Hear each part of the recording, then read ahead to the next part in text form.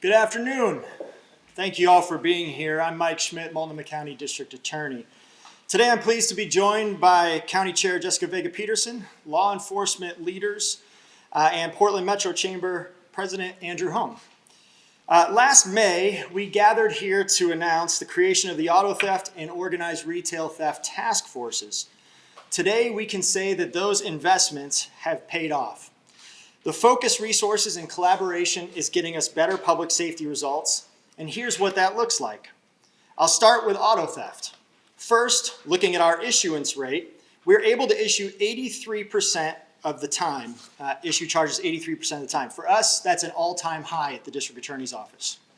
The task force, led by Deputy District Attorney Cody Linderholm, who's behind me here, has indicted 15 cases, encompassing 139 charges, and another 20 cases are pending. These cases have so far resulted in convictions that have led to 314 months of total prison time. And these are truly prolific offenders that were taken off the streets. For example, the suspect we indicted for running a Tesla theft ring. Not only did he admit to stealing 11 Teslas in just 2 days, he also told investigators he had stolen over 160 vehicles in the past couple years. This is a commonality with many of the suspects that we've caught. They're on a trajectory continuously stealing cars, and we've interrupted the behavior, putting them out of business and preventing potentially hundreds of more car thefts. The task force is also focusing on auto theft in a more holistic manner by looking at auctions, tow companies, and dismantlers. You may recall Operation Mistletoe, where through the great work of our district attorney investigator, we were able to identify, investigate, and indict a suspect for running an illegal tow operation. Again, this is not just a one-off car thief. This is a suspect with an organized operation where we've now prevented countless more thefts and other crimes from taking place. Turning now to retail theft. Our issuance rate for theft is 77% for 2023. That's the highest it's been in 6 years. But more specific to retail theft, one of the greatest outcomes of this task force, led by Deputy District Attorney Teresa Turner, behind me here, is that we significantly increase outreach and direct communication with retailers so we can meet them where they're at. The task force has trained over 375 retail employees, including loss prevention and asset protection teams, on how to build better cases, gather the right evidence, and make reports. Deputy DA Turner has participated in a number of law enforcement missions where she is able to train and help officers on demand with how to ask the right questions to elicit the type of information we need in order to issue charges. The missions she's participated in have resulted in $30,000 in recovered merchandise that was able to go directly back on the shelves of retailers. And the task force has indicted 10 high-profile defendants. These 10 indictments represent over $164,000 in stolen goods and more than $125,000 in organized retail theft. We're expecting another $55,000 in indictments in the coming weeks. And like auto theft, these are not one-offs. These are people who know that what they're doing and they're organized and they're stealing repeatedly. We indicted a suspect just this last month where we tied him to 24 separate incidents involving a single retailer with thefts totaling more than $20,000. We indicted another suspect on 6 counts totaling over $10,000 in stolen goods from one single retailer. And it's very timely that Senate Bill 340, which I supported and that passed last year, just took effect on January 1st. This is legislation that will allow us to aggregate theft incidents over time and across county lines to reflect the real harm being caused by these types of prolific offenders. All of these successes are possible through having dedicated resources and working in partnership. I'm extremely grateful to the city and the county for the investments they've made in this work. We have strong relationships with the Portland Police, with Gresham Police, with the Sheriff's Office, and I'm pleased that the task forces are now expanding to work with other area law enforcement agencies in Clackamas, Washington, and Clark counties. I want to thank our retail and other business partners who are integral to our success in helping us with this work and overseeing the work that we do. And I also want to thank the Portland Metro Chamber, whose support of this has been instrumental. With that, I'll turn it over to Chair Jessica Vega-Peterson. Thank you so much, DA Schmidt. Thank you all for being here today. I really want to thank the district attorney for his partnership in helping Multnomah County to put the resources in place to truly address the alarming uptick in auto theft and property crime that we had been seeing over the past years. Last year, we were here to talk about the significant impact of auto and retail theft at a time when we were experiencing very troubling increases in auto thefts, and many in our community were being directly impacted. From 2019 to 2022, reported auto thefts alone increased by 68%. And in 2022, more than 1,500 theft cases were referred to the district attorney's office for prosecution, which was an all-time high. We knew this was unacceptable and was taking a very human toll on our communities and on our local business owners. We had business owners across our community, people already reeling from the economic impacts of the pandemic, who were dealing with rampant theft that further impacted their livelihoods and their ability to serve their customers. Historically, this kind of theft has been organized, prolific, and takes a real toll on people because these thefts impact our ability to feel safe in our communities. We set out to do something about it because our communities deserves a system that supports them and addresses the basic need for safety and security in our homes and our businesses. Which is why one of my key investments in the FY24 budget was adding 2 deputy district attorneys to create the task force that DA Schmidt asked for. This task force was created to enhance and capitalize on those existing efforts with improved strategies to address the most prolific offenders, training on loss reduction and investigative work, and more capacity for case preparation. This was passed and supported by the Multnomah County Board of Commissioners. I appreciate DA Schmidt's focus on this need among his budget requests last year because it gave Multnomah County the opportunity to take decisive action last spring and to sustain that action over time. And I'm pleased to be here today to reflect on our progress, including District Attorney Schmidt's office presenting multiple high-profile cases to grand juries over the last several months, resulting in the indictments of many, including several of our worst and most prolific offenders. We know auto theft has very significant personal impacts, that a family's car may be their only mode of transportation, their only way to get to work efficiently, their only way of transporting a child to daycare or school, the only way of providing elder care to an aging parent that they've come to rely on. Ripple effects of auto theft are often catastrophic and destabilizing, creating impacts that can last for months or even years. With retail theft, we've learned that this is less of an individual theft and more of one of individuals working together in coordinated rings to target merchandise that can be resold to other businesses or online. Being the victim of retail crime can be similarly destabilizing to the owner and the team of the people who are working at that business, in some cases causing months of cleanup and headache, and in others, the loss of the business entirely, which impacts our whole community. Making sure we reverse these troubling trends was a priority for me last year and continues to be a priority for me now. I hear the numerous consequential impacts of these crimes on our community and businesses, and I deeply value the safety of our community. One of our approaches that has been successful at a time when we've seen a decline in crime in Multnomah County in line with national trends. When the Portland Police Bureau shared final crime numbers last month to the end of the year, we saw nearly a 5% drop from the year before in violent person-to-person crimes, and we saw property crimes drop by a significant 13%. We've also learned that in our Everytown gun law rankings, comparing gun law rankings with the rates of gun violence, Oregon ranked 10th and in the making progress category, which means we're on our way to breaking the top 10 and becoming a national leader in this area. When we look beyond these statistics, we have to take into account the efforts we've made to collaborate and to increase the resources on our streets, including investigating retail and auto theft rings in a coordinated way across many law enforcement teams, investigation units, and jurisdictions. I know one of the biggest priorities for all of us has been taking a regional approach to this problem so that every jurisdiction is involved and bringing their best practices and resources to the table.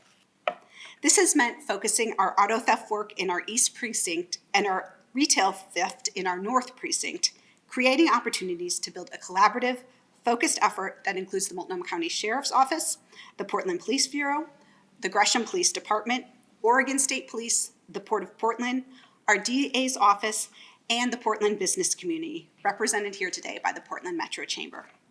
This is exactly the kind of collaboration we need to be most effective. With these increased resources, visibility, and coordination, we've been successful in creating a ripple effect that includes a reduction in organized retail theft, a safer environment for consumers, an improved business climate, and less economic hardship across our communities. In the spirit of the partnership we continue to forge between Multnomah County and the City of Portland, I welcome Portland Police Chief Bob Day to the podium now. Thank you. Thank you, Chair. So I believe we've handed out some data, and I'm going to actually start high level, and then we'll work back down. Those are sort of the outcomes that we're very proud of. But I think it's important, and it's already been highlighted a little bit by District Attorney Schmidt and Chair Vega-Peterson. But really, this wouldn't be possible without that high-level collaboration between the city and the county, for starters. I know that the city has funded some of the DA investigator positions, the chair supporting the additional DA work. Really impressive just to see that forethought and that being done at a high level.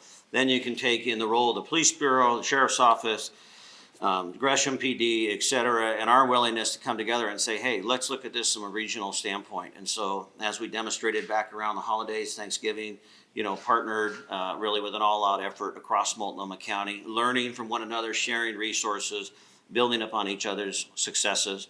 But then also, really, how does the sausage get made? What does it really happen at the street level? And both of these programs are really exciting for a couple different reasons. One, the SBO mission has been reported on its partnership with OHSU, its use of data, the ability to really limit the amount of stops and still have successful arrests and getting stolen cars is just really remarkable. And then the retail theft portion, as we already mentioned, the community partnerships, working closely with major retailers, working with loss prevention, we do that as well, with the SVO around some of the websites that deal with stolen cars. So there is a community component to this where we're maximizing all of our relationships and our partnerships.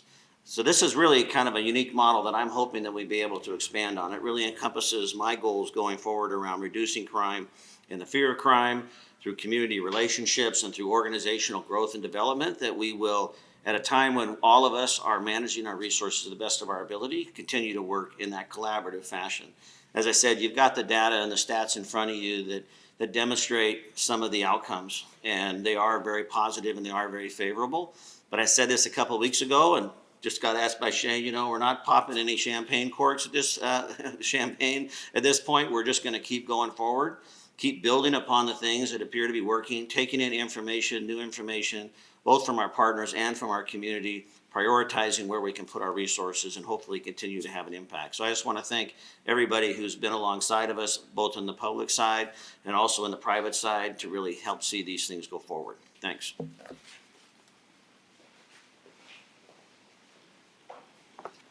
Good afternoon. Thank you, Chief Day. I'm Sheriff Nicole Morrissey O'Donnell. I appreciate being here alongside all of our partners today. And as Multnomah County Sheriff, I am committed to creating safe and thriving communities for everyone. To achieve our community safety goals, we take an approach that looks at many different areas, such as crime report data, feedback from our local leaders, our business owners, and our community.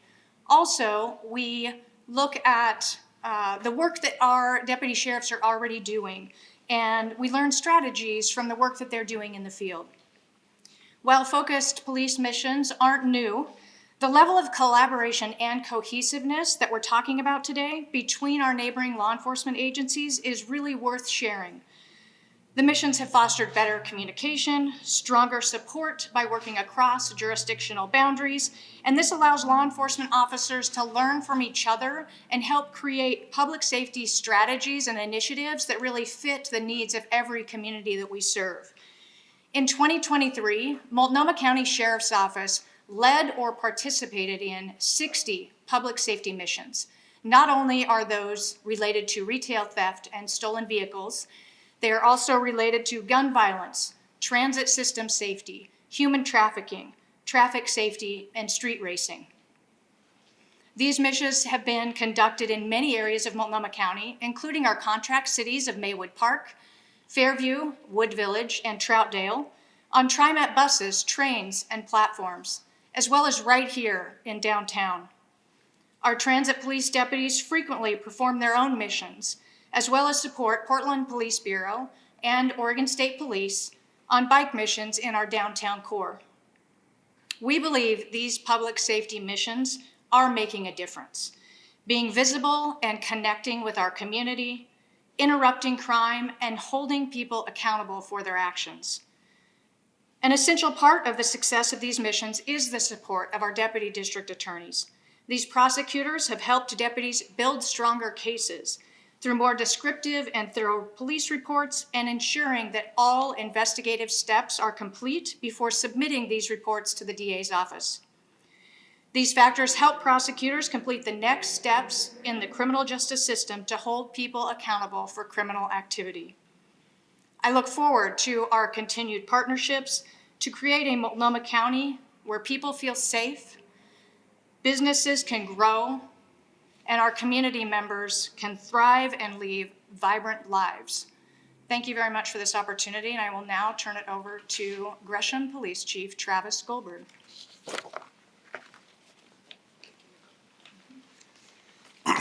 Good afternoon. It's a pleasure to be here with you guys and support the work that's being done across our county.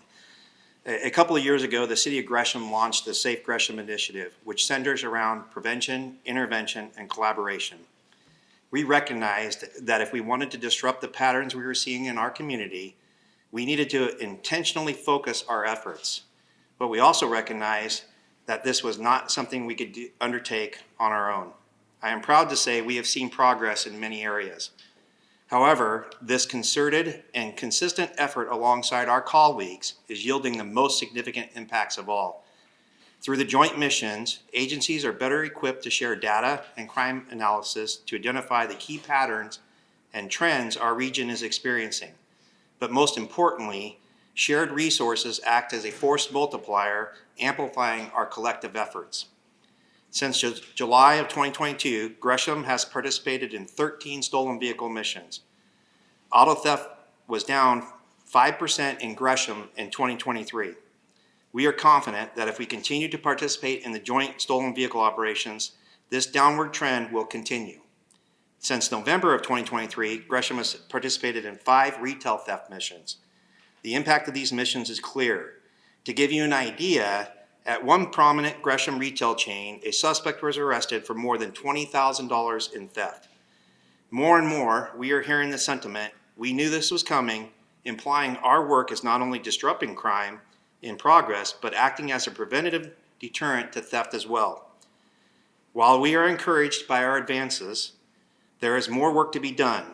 We want more of our business partners to choose to pursue prosecution, and in addition to the great work and support of the loss prevention teams, more store employees to be able to call the police and make timely reports. We have learned that we are most successful when we work together as law enforcement agencies, local businesses, and community partners. It is clear that when we collaborate and work alongside each other, we see the positive impacts across our region. 2023 marked the beginning of a positive trend in decreasing much of the crime that has plagued our communities. And we look forward to seeing this work continue throughout this next year. And now I'll turn it off to Andrew. Oh, thank you, Andrew.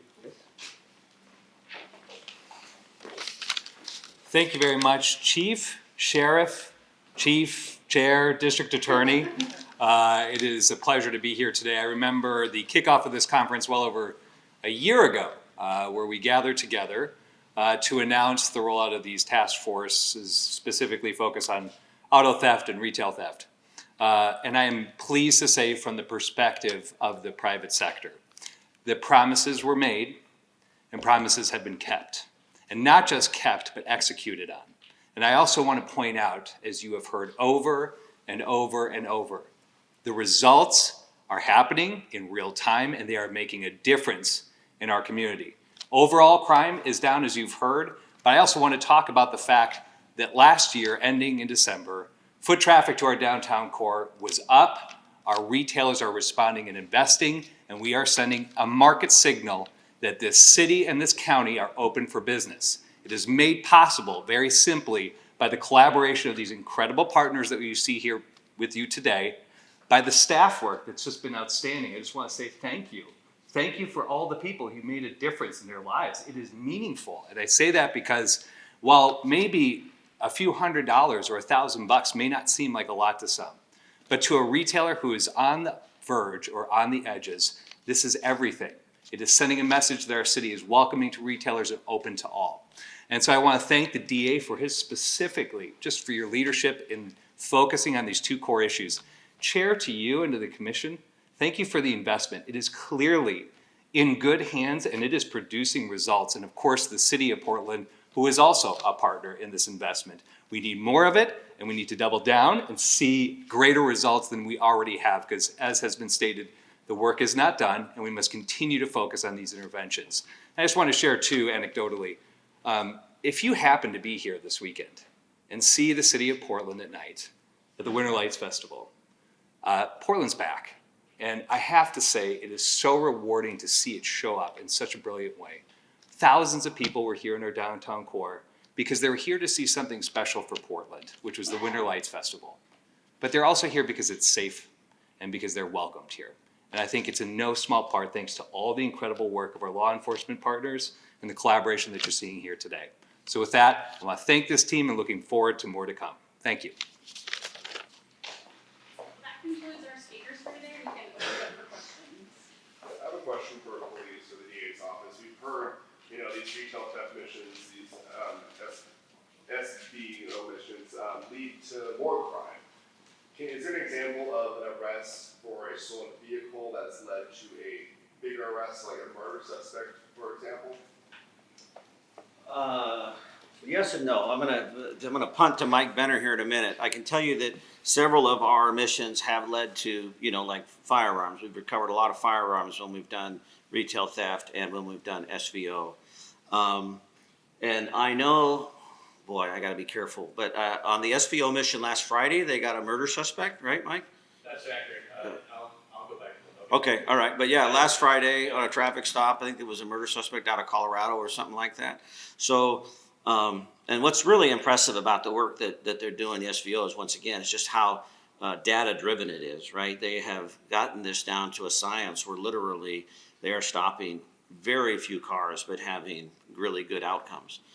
In terms of the retail theft side, that's still, in my opinion, a work in progress. It's has been a very good deterrent. We're seeing businesses say, hey, thank you, we can tell this is making a difference. I think somebody commented in the remarks, the word's getting out, like we're seeing on social media and others, these communication about, hey, the cops are doing this, et cetera. I haven't seen yet, what I'm hoping to see is some of these larger scale investigations, right? We know that yes, there are people who maybe steal a few things, but we also know, if you look around the country, that there's organized retail theft happening at a high level. And I'm hoping and pushing our bureau and working with the DA's office to maybe try and identify some more longer term, not like multi-year, but more extensive, because there's a lot of property still going out the door that we need to recover. And going off the data-driven policing that you just mentioned, with Facebook groups like PDX Stolen Cars, how has that group helped with the data and being able to really locate certain parts of the city? Yeah, I'm going to say that I know that we're working with them, that we, partner with them. I'm going to be careful about what exactly that looks like because I'm not out there implementing it. So definitely happy to get an answer for you, a better answer for that question. But we do partner with them. And as I said earlier in those remarks, both SVO and retail theft are done successfully because of those relationships with community. Now, regardless of we can't touch everybody, but we, the businesses, the business owners, loss prevention, OHSU, PDX cards, all of this is just a force multiplier, and it's new for us. And frankly, it's really exciting. Yeah, so I know that a lot of these task force missions have been conducted at bigger box locations, Jansen Beach, other spots. I've done a lot of stories with small business owners who are frustrated, they're getting hit, and it's exponentially more impactful to their business than some of these big retailers. What is your message to them as to what the task force could or should be doing to affect smaller Portland businesses, which the city says it supports? Yeah, I mean, that's a great question. I had that conversation last week. I'm having it almost regularly with our experts in this area because it's very top of mind for me that, yes, we're working these big box stores, or what about local small businesses? One of the challenges we're facing is just the model that we use, quite frankly. Our model is dependent upon these partnerships that have access in the store. So they have a loss prevention team or whatever. You got a mom and pop business up on 23rd or wherever on Hawthorne, it's just a one person shop or maybe two people. They don't have the time, the skill set, the ability to do what they're doing in these larger stores. So we have to think about our model in terms of maybe what that looks like. I think we're more effective in deterring that theft activity by our presence, like walking beats, versus actually trying to do arrests, so to speak. The other challenge for small businesses is if we make an arrest, as these folks will attest to, there's a lot of follow through, right? The business owner has to go to court, they have to sign a complaint, they may have to testify. Well, if you're just a 1 or 2 person operation and now you have to shut down for the day to go to a trial for 2 days or something like that, there's an impact. And I'm not speaking for the businesses to suggest that they won't participate because of that, but we have heard that that's a burden on them in terms of, we make arrests. So where I'm trying to go is to think of how we can actually be more of a deterrent in those places, those high traffic areas, with our presence through walking beats or otherwise. And then, sensitive to the fact too that I'm very much aware of the whole displacement theory of law enforcement, right? We start leaning on these folks that are in big box stores. Does that increase the amount of theft that's happening in smaller retail because they don't have that attention? So I'm asking us to be very mindful of looking at that data as well. Chief, you wanna take a stab? Yeah, go ahead. So from the district attorney's point of view on that, on our office efforts, we see the task force as a part of the puzzle. Like you heard some of the stories about the prolific offenders we're getting, we know that these are some of the same people that are also hitting other businesses in our community. So by going after some of the big offenders, we think it helps everybody, and as well as putting together cases on fencing operations, we think that helps everybody. So there's that aspect. We also have in our office an access attorney program, which is a kind of a remake of an old program called Neighborhood Deputy Program. But our access attorneys are out specific in specific neighborhood jurisdictions. So we have one in Old Town. We have an attorney who's based in St. John's in the Elliott neighborhood. We have one in 2 other areas in East Portland. And just the other week, we met with a small business on 82nd, kind of like a convenience store who was just getting hit over and over and over again. And so our access attorney was able to go out there, meet with them, talk about things like community safety through environmental design. Can we get more lights? Cameras here will help us make these cases. So trying to help educate people on things that they can do that might be a deterrent, but then also connecting with them about the evidence that he has of individuals who have been victimizing him in his store. And then working with police officers to see, hey, can we make a case out of this? We might have a few threads here. Can we put together the full case? So I think this is one part of the project, but we're doing a lot of other things as well as just the kind of more regular role of the district attorney's office in prosecuting theft cases generally, which is at an all-time high for our office. So it's kind of a multi-pronged strategy. District Attorney, I'm sure we're all heartened to hear about the chop shops and car theft rings that are being prosecuted.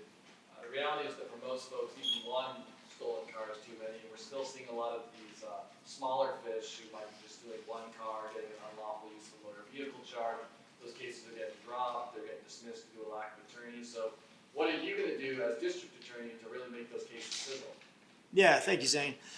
We do continue to face challenges with a lack of defense attorneys in our community. Every single week, my office puts out a press release of the number of cases that end up either being dismissed or people are released because when they come into court, there is no defense attorney. This problem has to be solved. It is a public safety problem in our community that is leading to more victimization on our streets. This has to be changed. What we do as the prosecutor's office is we're not deterred. When a case gets dismissed, we are refiling those charges. Now that means double work for my office. It means double work for the law enforcement who has to come back into the grand jury and testify again and take more time out of their day. It means more on the victims who have to come back in again. But we're committed to seeing those cases through even when they're dismissed. So they don't go away, but it definitely slows down justice for victims, and that's not acceptable. So your hands aren't tied? Our hands are not tied. We continue to pursue justice in those cases, but it does slow things down and puts our community safety at risk by not being able to intervene sooner.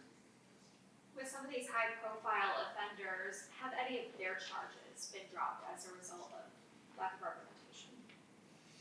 That's a good question. I'll have to get back on the specifics of these cases. That I believe all the cases we highlighted today, the people have been charged and those cases have not been dismissed due to lack of attorneys. But it is property crimes we are seeing, C felonies, where we see the most impact for the lack of defense attorneys. And one more question, you also, there's still a lot of work to be done. Is it safe to say that these task force are permanent within the area, or is there an ultimate goal of eventually dissolving them if there's enough of a tackle on this crime? Well, certainly right now, we are 6 months into both of these task forces doing good work and showing results. I think that this is a time to kind of put the pedal to the metal and even go harder on these things.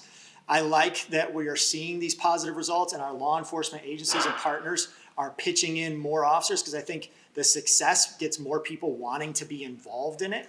So I see these continuing into the future. Now, of course, you know, if several years from now, this is not the biggest issue and we have other issues, then you're always looking at budgets and allocation of resources. But I hope these task forces are here to stay for the foreseeable future for us because they are really getting good results. These were funded with a grant, is that right? So these are co-funded by the county paid for 2 of the deputy district attorneys, Chair Vega Peterson, and the city paid for 2 investigators and a clerical worker. But also, of course, we're supported by, you know, the chief who's putting in his officers and Gresham who's putting in their officers and the sheriff who's putting in her deputies. So there's also the in-kind contributions to this work. And the stolen vehicles did just get a grant recently. I think it's on the sheet that we handed out. They just received a grant that we'll be tapping into to support overtime and some of the other investigative needs. Thanks, Chief. Questions for any of the other folks? Can you talk a little bit more about where that grant is at from Well, where's that grant at, Mike? Wasn't it through the Bureau of Justice Administration? Gosh, I don't know. Which one? The grant, they want a little more information on the grant. We're gonna have to get that for them. I know it's about 800 grand. It came from a federal process. I think it was Bureau of Justice, but I could be wrong, so. But, One that was reported on a couple weeks ago, yeah, the SVO grant, yeah. We've got a little bit more details on Already got that. Connor's question answered, we'll get that. You're all over it. Okay, I'm glad you're doing something, even. Keep that guy working. Thank you.